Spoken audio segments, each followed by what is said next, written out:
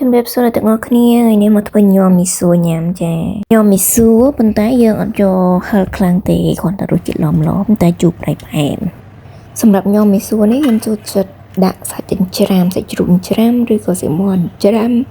ហើយជាមួយនឹងពងមាន់ឬក៏ពងទាចៀនអីចឹងណាឆ្ងាញ់ឬក៏មានប្រហិតឬក៏មានប៉ាតេអីដាក់ថែមទៀត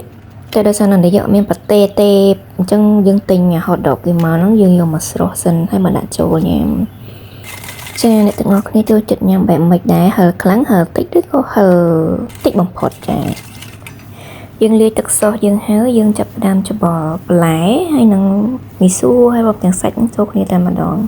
បន្លែខ្ញុំមានតែប្រហែល2-3មុខហ្នឹងទេមានឆៃថាវក្រហមពេញប៉ោះត្រសក់ការ៉ុតហើយនឹងសាឡាត់ដោយសារតែអត់មានស្ពៃក្តោបអ្នកដាក់សាឡាត់ជំនួសញ៉ាំមួយមុខនេះស្រាប់មីសួរវាអត់សូវមានជាតិកាឡូរីច្រើនទេញ៉ាំទៅវាអាចឆាប់ហេវប៉ុន្តែបានសាច់យោងហើយនឹងបានបន្លែយោងអញ្ចឹងណាជួយឲ្យបានឆាប់ឆ្អែត